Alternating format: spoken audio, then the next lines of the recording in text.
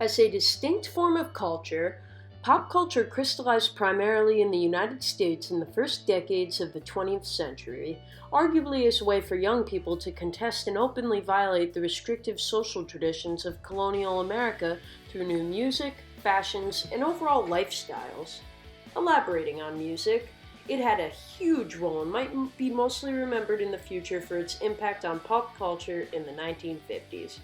Rhythm and blues artists were mostly African American, while white singers were pushed towards rock by their producers. Rhythm was a form of jazz with a more upbeat tone. 1950s rhythm combined doo-wop, jazz, blues, and gospel. The music of the day, especially rock and roll, reflected their desire to rebel against adult authority. Drive-in theaters also became popular in the 1950s with the younger population.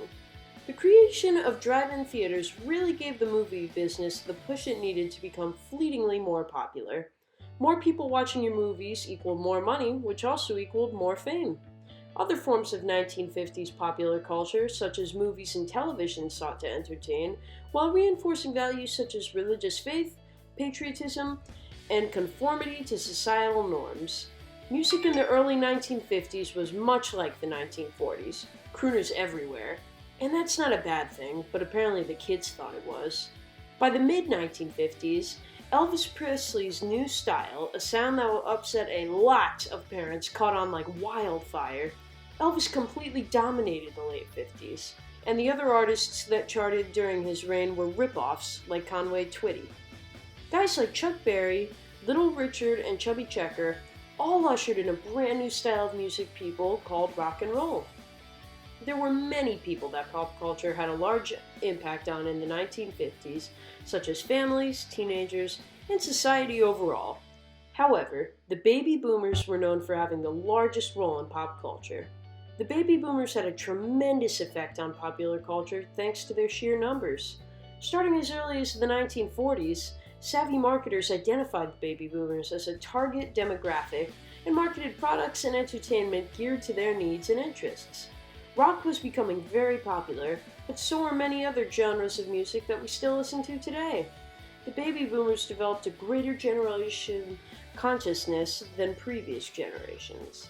They sought to define and redefine their identities in numerous ways. Another form of entertainment on the rise was television. Movies were still popular, but television was starting to take a chunk out of the film industry's revenue. Every night, families huddled around the TV to watch their favorite shows, which was usually a western like Gunsmoke or anything featuring Lucille Ball. The golden age of television was marked by the family-friendly shows like I Love Lucy, The Honeymooners, The Twilight Zone, and Leave It to Beaver. In movie theaters, actors like John Wayne, James Stewart, Charlton Heston, Marlon Brando, Grace Kelly, Jerry Lewis, Dean Martin, Elizabeth Taylor, and Marilyn Monroe dominated the box office. In the 1950s, televisions became something the average family could afford, and by 1950, 4.4 million U.S. families had one in their home.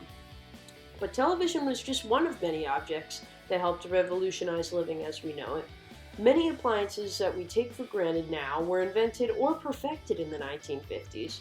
Truly, it was the decade of the modern American family, who finally had enough money to buy these new conveniences. The average middle-class 50s household had a television, a dishwasher, electric appliances, and much more. Another huge change in 1950s pop culture was the attitude of teenagers. The 1950s was a decade of dramatic shift in the way Americans grew up and the activities that they were involved in. During the 1950s, teenagers saw responsibilities shrink and free time increase. During this time, parents who had survived World War II felt an increasing desire to have their children have a better life. The availability of social interaction between teenagers saw a surge in the creation of slang terms covering everything from dating, music, to general descriptions of those events themselves.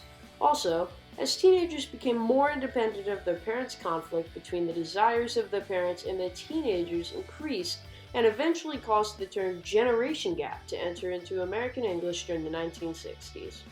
Some words teenagers appropriated for their own use, while others were unique new compounds and words. Teenagers began referring to adult males as big daddies. The new compound was created to desire an older male. typically someone who was trying to restrain a teenager's experience with their freedom. Teenagers also began to say no sweat to mean something that requires little effort. Perhaps it originated because teenagers had relatively little to sweat about.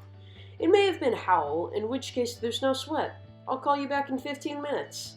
Cars were such a big role in teenagers' lives, as with their newfound independence and parental indulgence combined, many teenagers drove fancy hot rods. The teenager culture was enamored with the freedom a car provided. Socialization between teenagers was an extremely important facet of teenage culture. Parents encouraged their children to hang out.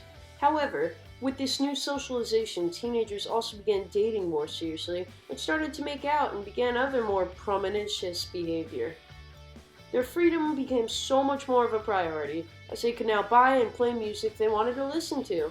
Teenagers also began attending rock concerts instead of just dances.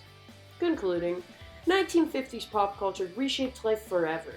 It brought so many forms of entertainment and new natural habits that define what society is today. Nobody would be able to predict what the world would be like today if we did not experience pop culture in the 1950s.